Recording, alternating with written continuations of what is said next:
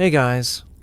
Tonight we swap the cozy duvet for the chill spray of the North Sea, and your comfy bed for the creaking planks of a Viking longship. Forget counting sheep, we're counting potential victims on the horizon. Now, I know picturing yourself as a burly, axe-wielding Norseman sounds epic, but let's be real for a sec. This is the 9th century. Hygiene is optional. Dentistry is a nightmare. And the odds of catching dysentery, or getting an arrow in the face before lunch, are alarmingly high. You might not survive the first hour, let alone the first day. But hey, that's the thrill, right? So, before you get too comfortable imagining your glorious, and likely brief, Viking career, take a moment to like the video and subscribe, but only if you genuinely enjoy what I do here. Seriously, drop a comment below too. Tell me your city and what time it is right now for you. Let's see who's braving the Viking life from which corner of the globe. Now, dim the lights, maybe turn on a fan for that soft background hum, and let's ease into tonight's journey together. All right, Chief. Feel that? It's not just the pre-dawn chill seeping through your woolen tunic and fur cloak. It's the electric crackle of anticipation, thick as sea fog, clinging to every man on this slender, serpentine vessel slicing through the ink-black water. You are Jarl, the leader. Not by some fancy birthright alone, though that helps, but because you've proven cunning enough to find the richest targets and ruthless enough to take them. Right now, under a sky smothered by clouds, hiding the moon and stars, your cunning is focused on one thing: absolute silence. You crouch near the dragon-headed prow. Thankfully, just a carved figurehead tonight. No terrifying flaming monster meant to scare peasants, yet. Your hand rests on the smooth, cold wood of the sheer strake. This isn't just any boat. It's a langskip, a masterpiece of Dark Age engineering. Look down its length, barely wider than a man is tall, yet stretching over 70 feet. It rides on the water. Not in it, like a leaf. That shallow draft, that's your secret weapon. It means you can sneak right up onto beaches, slither up shallow rivers, appearing like ghosts where deep-hulled merchant ships dare not tread. The overlapping planks, riveted with iron clenched nails and caulked with wool soaked in pine tar, make it flexible, strong, and surprisingly fast when those big, square sails catch the wind. But not tonight. Tonight, it's all about the oars. You glance back. 24 pairs of arms move in near-perfect unison, muscles straining against the thick ash oars. But there's no rhythmic splash, no grunt of effort. Each oar dips into the water with a practiced, almost liquid silence, guided by leather collars muffling the thole pins. The only sounds are the soft sigh of the sea against the hull, the occasional creak of timber. Your steersman, Olaf One-Eye, guess why he's got the nickname, stands statue, still at the steering oar, his good eye fixed on a shadow darker than the surrounding gloom on the horizon. Your target, a fat, slow, Frankish cog, probably laden with wine, silver, and maybe even silk, blissfully unaware it's being stalked by wolves of the sea. How did you find it? Luck plays a part, sure. Vikings were masters of reading the sea itself, the flight patterns of birds, the color and temperature of the water, the drift of seaweed. They knew the major currents and coastal landmarks like the back of their calloused hands, but they also weren't above gathering intelligence. Coastal villages near trading hubs, perfect places for a quiet chat, or a not-so-quiet interrogation about which ships passed recently, where they were headed, and how rich they looked. That merchant who docked at Hedeby last week, boasting about his cargo bound for Dorestad? Yeah, word travels fast when you have friends, or informants, in low places. Mainstream history loves the image of Vikings just randomly stumbling upon riches, but meticulous planning and ruthless opportunism were often key. Here's a quirky little detail you appreciate right now. The weapons stowed carefully under the thwarts.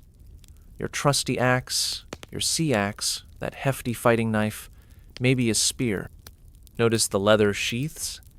They aren't just for protection. Smart warriors would often pack them with dry straw or coarse wool. Why?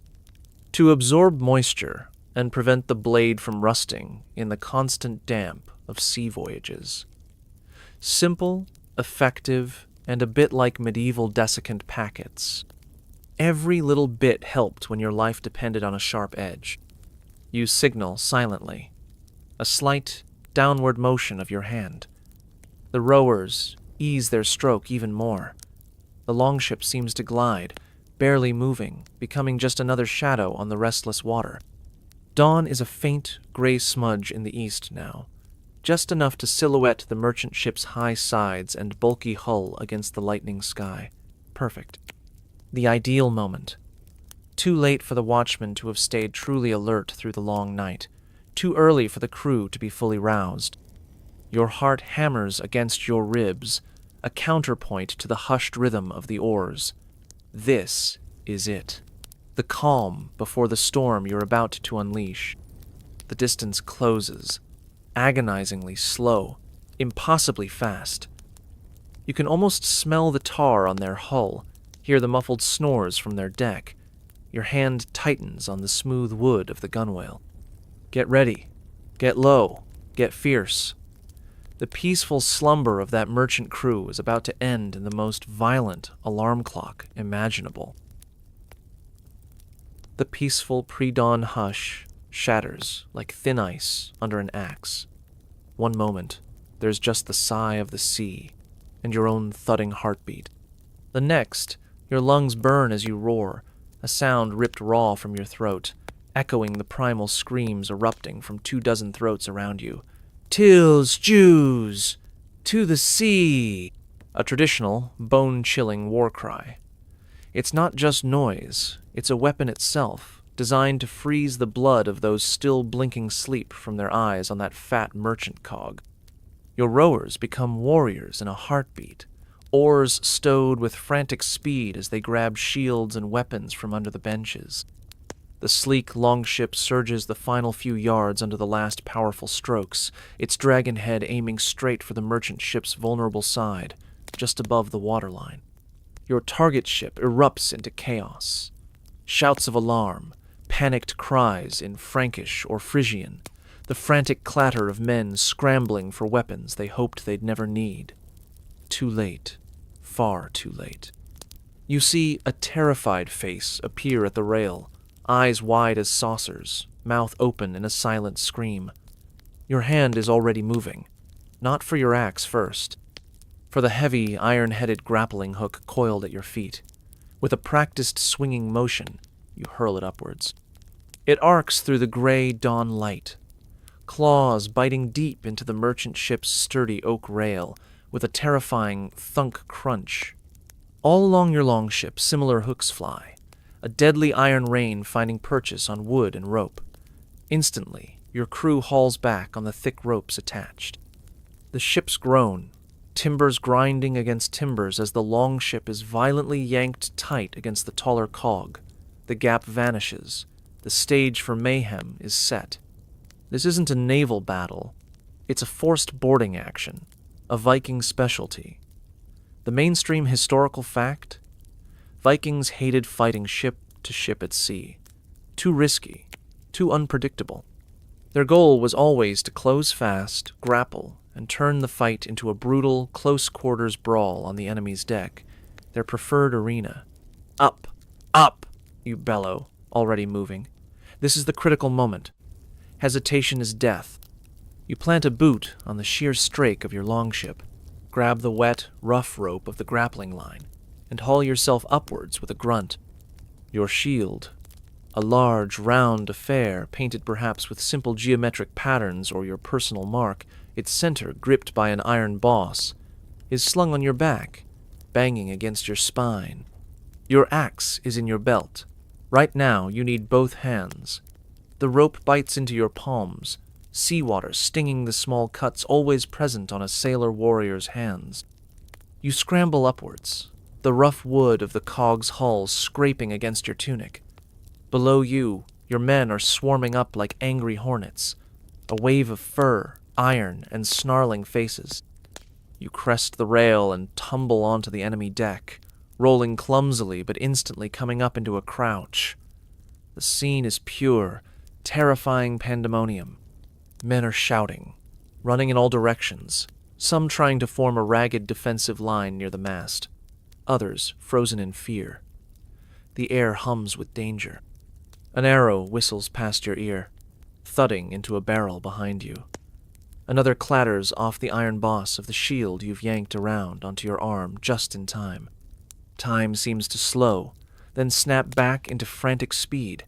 Your first opponent lunges at you, a young man with a spear, his eyes wild with terror more than courage. He thrusts clumsily. You don't even bring your axe up yet. With a powerful shove of your shield boss, you slam it into the spear shaft, deflecting it wide. The momentum carries him forward, off balance. Your sea-axe, the hefty fighting knife at your belt, is in your hand almost before you think. A short, brutal thrust upwards under his ribs. He gasps, eyes widening further, then crumples. There's no time for remorse, only the grim efficiency of survival. You step over him, shield locked tight to your body, scanning for the next threat. The deck becomes a swirling, roaring nightmare. The clash of weapons is deafening. The heavy thwack of axes biting into wood or shield, the sharp clang of sword meeting sea-axe, the sickening crunch of something softer giving way. Your men fight in loose knots, instinctively covering each other. One of your warriors, Bjorn, a mountain of a man wielding a massive two-handed axe, bellows like a bear and smashes his weapon down onto a Frankish shield. The shield splits like kindling, the man behind it staggering back, arm likely broken. The psychological terror is as potent as the physical violence. The sheer ferocity, the speed of the assault, the terrifying war cries, the sight of heavily armed men appearing like demons from the sea, it's designed to break morale instantly. Many merchant crews, often poorly armed sailors rather than dedicated soldiers, simply shatter under the onslaught. You see a group near the stern already throwing down their weapons, hands raised. Good. Faster is better. Less risk for your own men. Here's a bizarre, practical detail in the midst of the carnage. The footing. It's treacherous. The deck is slick with seawater, spilled cargo. Is that wine? Blood? And maybe fish guts. You constantly shift your weight, boots seeking purchase. It's why axes and sea-axes were often favored over longer swords in this environment, easier to wield in tight quarters, and less likely to get tangled or slip from a sweaty grip on a rolling wet deck. Every stumble could be your last. You spot the Frankish captain near the steering platform, rallying a few tougher-looking men. That's the knot that needs cutting. "To me!" you roar, gesturing with your axe towards the stern. A handful of your blood-spattered crew disengage and push towards you, forming a rough wedge. You lead the charge, shield held high, deflecting a wild sword swing. An arrow thuds into the shield, the impact jarring your arm. You keep moving. This is the brutal heart of Viking tactics. Overwhelming, terrifying violence, focused on key leaders to collapse resistance. Did some Vikings truly enter a trance-like state of battle fury? The sagas speak of Berserkir and Ulfethnar, bear shirts and wolf coats. Historians are still fiercely debating whether this was just legendary exaggeration, psychological conditioning, the effect of ritualistic pre-battle drinks, possibly containing psychoactive substances like henbane or fly agaric mushrooms, or simply elite warriors using fear as a weapon. Whatever the truth, the effect was real, a reputation for ferocity that often made the fight half won before it even began. You crash into the knot of defenders near the captain. Axes rise and fall, shields splinter. A spear grazes your thigh, a hot sting beneath the wool. You trade blows with a grizzled veteran, your axe clanging against his sword. Your shield takes another heavy hit. Then, From your side, your loyal Lieutenant Einar slips past a guard and drives his sea axe deep into the captain's side. The man's eyes bulge, a gurgle escaping his lips. He sinks to his knees. The fight bleeds out of his remaining men instantly. Weapons clatter to the deck. Hands go up. Panting, sweat stinging your eyes. Blood, mostly not yours, thankfully, spattered across your arms and tunic.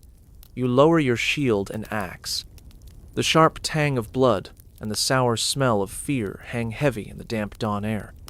The frantic clash of steel gives way to ragged breathing, the moans of the wounded, and the harsh commands of your men rounding up prisoners. The merchant ship is yours. The terrifying symphony of the boarding action reaches its abrupt, discordant end. But the work, the real reason you're here, the gleaning of wealth, is just beginning. The silence after the storm feels almost as loud as the battle itself, heavy with the promise of plunder and the grim reality of what it cost. The sudden, ringing quiet, after the clash of steel, is almost as jarring as the battle itself. Your ears buzz. The metallic tang of blood mixes with the salt air and the sour stench of spilled wine from a shattered cask near the mast. Around you, your men move with a swift, focused energy, a stark contrast to the chaotic frenzy moments before. The fight is done. The fear, the screaming, the desperate clanging. It's replaced by the low hum of purposeful activity and the occasional groan from the wounded. The Frankish survivors are herded roughly towards the bow, hands bound with coarse rope, faces etched with shock and despair. A few of your crew stand guard, weapons still drawn but no longer swinging. Efficiency now, not extermination. Live captives fetch a better price at the next slave market than corpses dumped overboard. That's the mainstream brutal reality of the Viking economy. Human beings were a highly valuable commodity. You take a moment, leaning against the stout mast of the captured cog, catching your breath. The adrenaline surge is fading, leaving a familiar ache in your muscles and a sharper sting from the shallow spear graze on your thigh. You wipe your axe blade clean on a scrap of discarded sailcloth, a practical gesture, not ceremonial. Then, the real work begins. Your eyes sweep the deck, already assessing. Ransack debt. Search it.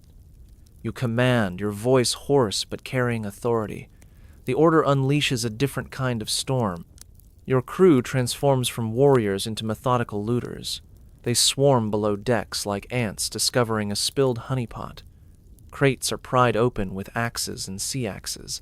Chests are dragged onto the deck and smashed. Sacks are upended. The air fills with the sounds of splintering wood, tearing fabric, and the excited shouts of discovery. Solve. Silver. Someone bellows from the hold. Fint tow! Fine cloth. Another yells, holding up shimmering silk that catches the weak morning light. Bundles of woolen cloth, barrels of salted fish or grain, casks of wine, and precious Frankish glassware.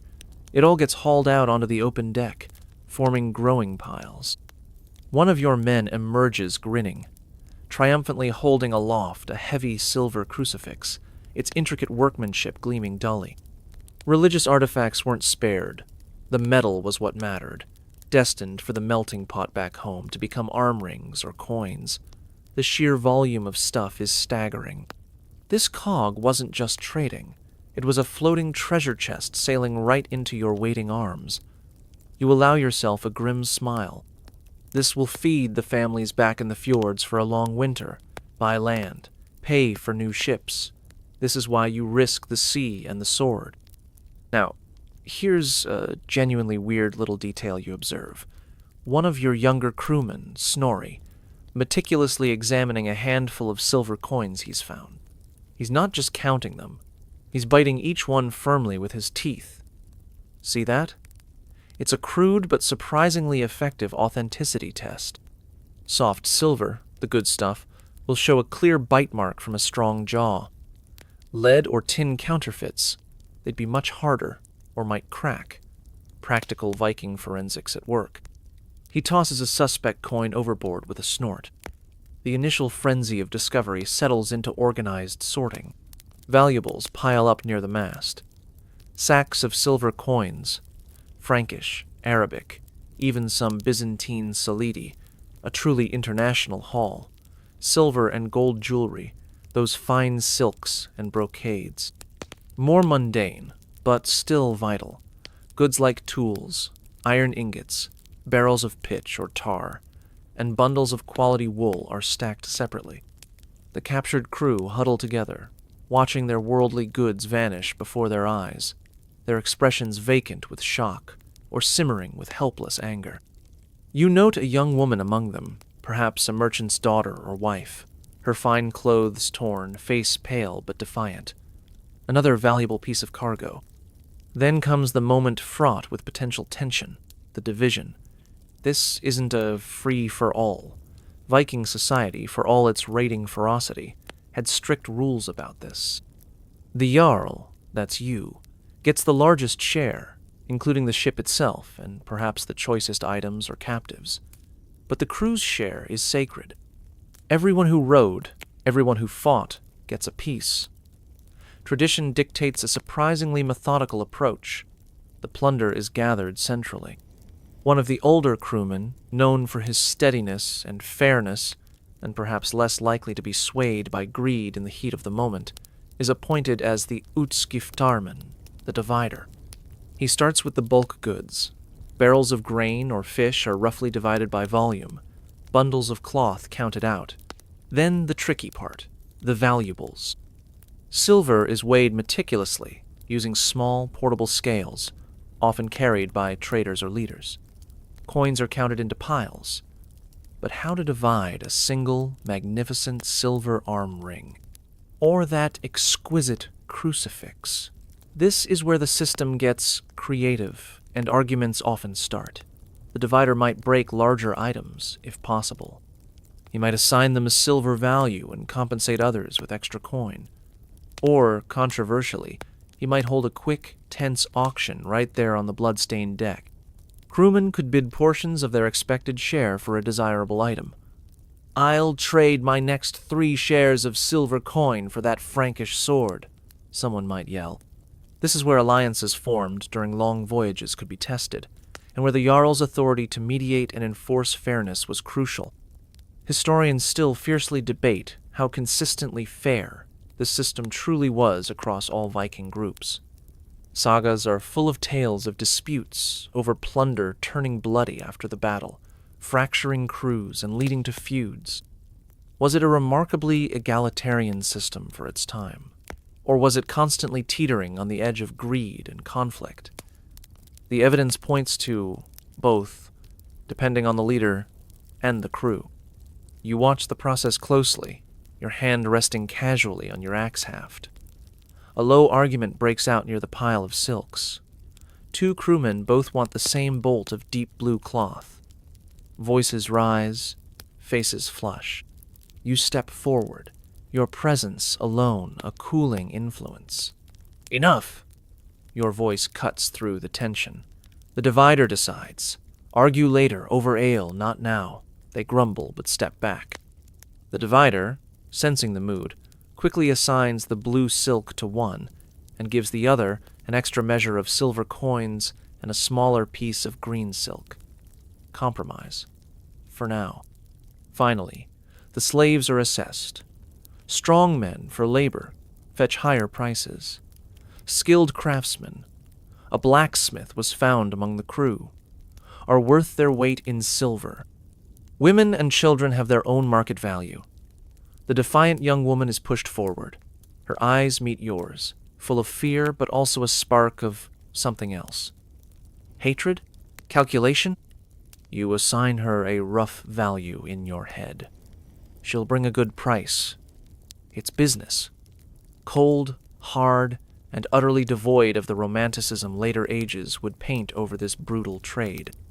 The sorting and rough division take hours. The sun is well above the horizon now, warming the deck, baking the smells of blood, brine, and spilled wine into the wood. Your longship, tied alongside, starts to groan under the weight of the loot being carefully passed down. Barrels, sacks, chests, bundles of cloth, and the shuffling line of bound captives. It's a slow, laborious process, but the mood is buoyant. The risk paid off. The sea wolf has feasted. The deck of the captured cog feels emptier now, stripped bare, a hollow shell. Your men are tired but grinning, already thinking of home, of wealth, of status. But home is weeks of hard sailing away. For now, the captured ship itself becomes your temporary prize, your floating warehouse, and your crew's next task looms, surviving the journey back with your hard-won, blood-stained bounty. The rhythmic groan of the captured cog's timbers, heavier and slower than your swift langskip, becomes the new heartbeat of your world. The adrenaline-fueled frenzy of the raid, the sharp metallic tang of blood, the frantic shouts, they all recede like the coastline fading astern. You've left the scene of the plunder far behind, the stripped merchant vessel likely scuttled or set adrift as a warning, or just because it was too slow and cumbersome. Now, the vast, gray-green expanse of the North Sea surrounds you, stretching to every horizon, indifferent and immense. Your sleek longship, heavily laden with plunder and tethered alongside the slower prize cog, cuts through the swell, the wind filling its big, square sail embroidered perhaps with simple, bold patterns. The mood shifts palpably. The predatory tension melts away, replaced by the weary satisfaction of success and the grinding reality of the long voyage home. You are no longer just raiders. You are sailors, craftsmen, cooks, and comrades facing weeks of wind, water, and the sheer, monotonous challenge of staying alive and sane. You stand near the steering oar of the longship, relinquished back to Olaf One-Eye now that precise maneuvering isn't critical. The salt wind whips at your hair and beard, carrying away the last lingering smells of battle, replacing them with the clean, sharp scent of the sea. Your thigh wound throbs dully, bound with clean linen, a reminder, not a crisis. Below deck on both vessels, your men are already settling into the routines that stitch together the fabric of a long Viking voyage. Mainstream history often skips this part, jumping from raid to glorious return. But this is the Viking life. Weeks or months of sailing, camping on desolate shores, mending, waiting, enduring. Their mastery of the sea wasn't just about fierce attacks. It was about profound, hard-won seamanship and resilience. See that man near the mast, Svein? He's not sharpening his axe right now. He's carefully stitching a tear in the big woolen sail using a heavy bone needle and thick thread. Sails were precious, vital, and constantly needing repair after battles with wind and salt spray. Nearby, another crewman is mixing a pungent concoction in a small iron pot over a carefully shielded firebox filled with sand and stones, the only safe way to have fire aboard a wooden ship. It's pine tar bubbling away. He'll use it to recaulk a small leak spotted near the waterline, painstakingly forcing the hot, sticky substance between the planks with a flat iron tool. Maintenance is constant. A leaking ship or a ripped sail could mean death far from land. Every man had multiple skills beyond fighting. And food? Forget grand feasts aboard ship. Right now, the dominant smell, aside from tar and wet wool, is the pungent, eye-watering aroma of fermented shark, hackerel. It's chunks of Greenland shark flesh buried in sand for weeks to rot, then hung to dry for months. It's an acquired taste, to put it mildly. Think ammonia, fish guts, and despair. But it's protein that keeps. You also have hard, flatbread baked weeks ago back home, knäckebröd, so tough you need to soak it in water or broth, if you have any, before chewing. Salted fish, dried meat, sour milk skyr stored in barrels, maybe some hearty onions or turnips if you raided a coastal farm recently. Water, stored in wooden barrels or leather bags, is the most precious commodity, rationed carefully. It often tastes stale and woody, but it's life. Meals are functional, fuel for the body, not celebrations. You chew your piece of leathery dried cod stoically, washing it down with a small sip of water that tastes faintly of the barrel. Now, here's a genuinely odd little slice of Viking shipboard life. The games. To pass the crushing boredom during calms or long watches, out comes simple, portable amusements. You see a group huddled near the prow, utterly engrossed. One man is rolling small, polished knucklebones from a sheep or goat onto a flat section of deck. It's a simple gambling game, tafelbones, involving betting on how they land. Nearby, others are playing Hnefatafel, King's Table, a strategic board game scratched onto a piece of wood or leather. It's asymmetric. One player controls the king and his defenders trying to escape to the edge. The other commands a larger force of attackers trying to capture him. Think Dark Age chess, but with more shouting and accusations of cheating. These games weren't just fun. They were crucial for morale, forging bonds and sharpening minds during endless days at sea. The rhythm of the voyage dictates life. Watches are set, day and night. Men take turns rowing when the wind dies, the oars dipping back into that familiar, laborious rhythm. Others bail constantly. Even the best ships take on water.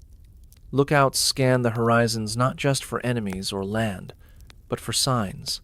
The flight of seabirds heading toward shore, the color and texture of the water indicating currents or shallows, the drift of seaweed, cloud formations, the position of the sun on clear days. A simple, notched wooden sundial called a solskugafol could give a rough noon bearing, and at night, the stars, especially the steadfast North Star, Leitharsjarna, guiding star. On exceptionally clear nights, some navigators might even use a magical crystal called a solarstein, sunstone, possibly cordierite or Icelandic spar, to locate the sun's position through cloud or haze by detecting the polarization of light. How widespread or reliable this was. Historians are still vigorously debating the practicality and frequency of sunstone use versus traditional celestial navigation and coastal piloting. Was it common kit or rare, semi-mythical lore? The sagas mention it, but concrete archaeological evidence is elusive. Evenings bring a different kind of sustenance. As the light fades and the vast sky fills with stars, the crew gathers. The firebox might glow a little brighter if driftwood was scavenged at a recent landfall. Out come instruments, perhaps a simple lyre, langspiel, or a bone flute. But the real magic is in the voices. Someone starts a familiar refrain, a low, rhythmic chant. Others join in. It's a saga being recited, a tale of gods like Odin, the Allfather, and Thor, the Thunderer, of legendary heroes like Sigurd the Dragonslayer, or perhaps a more recent, bawdy tale of a raid gone hilariously wrong. The stories are long, intricate, passed down orally. They aren't just entertainment, they are the glue of culture, history lessons, moral guides, and a powerful reminder of who they are and where they come from. The shared voice in the vast darkness, under the wheeling stars, binds the crew together, easing the ache of distance and the gnaw of uncertainty. It's a connection to home that stretches across the trackless sea, carried on the wind and woven into the very words they speak. The sea stretches on, endless and demanding, but within the wooden hull of your ship, life, in all its gritty, resilient, and surprisingly human detail, persists. The glittering hoard below decks is silent. The creak of the rigging and the murmur of voices are the true sounds of the voyage home. The scent hits you first, long before the land itself rises from the sea mist. It's a rich, deep, living smell, utterly different from the endless brine and tar of the open ocean. Earth, whetstone, pine resin, smoke from home hearths, the unmistakable perfume of the fjord, a profound sense of relief, deeper than muscle or bone, washes over you. You stand tall at the prow of your longship, the dragon head once again, a proud silhouette against the sky, no longer a predator's mask, but a herald of homecoming. Weeks of hard sailing, bailing, mending sails, and chewing leathery food fade into the background noise of memory. Ahead, the familiar embrace of the steep-sided fjord unfolds, its dark waters reflecting the rugged cliffs draped in emerald-green forests. Waterfalls streak down the rock faces like silver threads. Small clusters of turf-roofed longhouses nestle near the water's edge, smoke curling lazily from their roof holes into the cool air. The change in your men is instant and visible. Shoulders that had been hunched against the sea's constant assault now square. Tired faces break into wide, genuine grins. Voices, usually reserved for commands or sagas, rise in cheerful shouts, calling out to familiar landmarks. "There's old Eric's boathouse! Look, the birch copse above Hrolf's farm." Even Olaf One-Eye manages a crooked smile as he expertly guides the longship, heavy with plunder, through the narrow entrance of the fjord. The captured cog follows, a tangible symbol of your success. The mainstream historical image often stops at the fearsome raid, but this return, this reintegration, is the vital, often overlooked, culmination.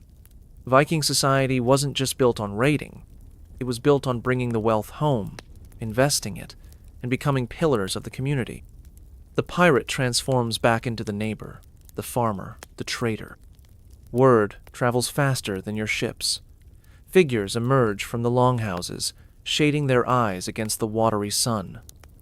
Children point and jump excitedly.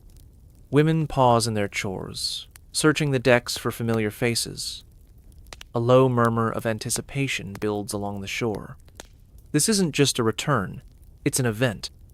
As your longship slides towards the familiar beach, a gently sloping stretch of gray pebbles where the fjord meets the land, people begin to gather.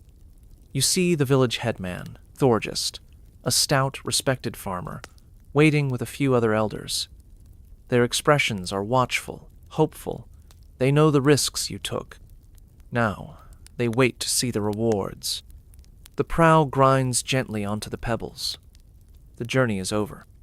Your crew leaps overboard into the shallows, not with weapons drawn, but with ropes in hand, heaving the heavy ship further up the beach, shouting greetings to friends and family already waiting out to meet them. Laughter mixes with the calls of gulls. The air thrums with joyous reunion and palpable curiosity. The plunder, the true purpose of the voyage, is now the centerpiece. Chests and sacks are carefully unloaded onto the beach. Bundles of precious silk and wool, gleaming despite the journey, are laid out. Barrels of Frankish wine are rolled ashore. And the silver, oh, the silver. Sacks are opened, coins poured carefully onto large, clean sealskins spread on the pebbles. The morning light catches the hoard, making it glitter like captured starlight. Gasps and murmurs of awe ripple through the growing crowd.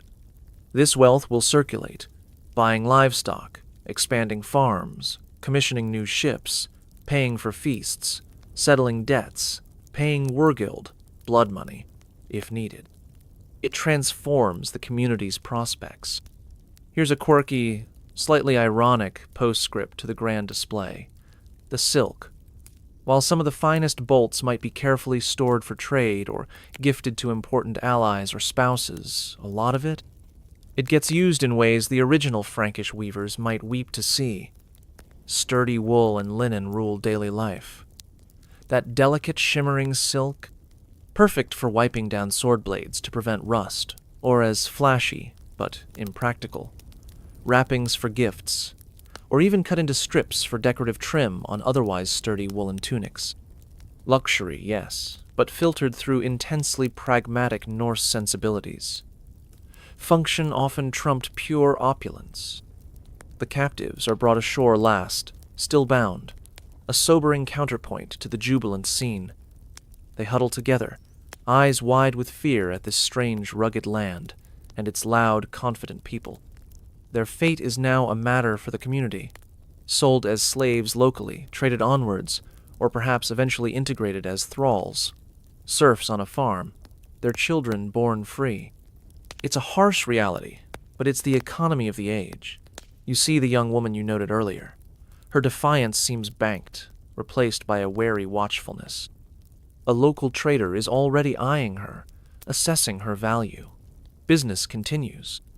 You step ashore onto the solid, familiar pebbles. The weight of command, the constant vigilance of the voyage, lifts from your shoulders like a physical thing. Hands clap your back. Voices call your name, your real name, not just Jarl. You see your own longhouse further up the slope, smoke rising steadily. Your thralls have kept things running.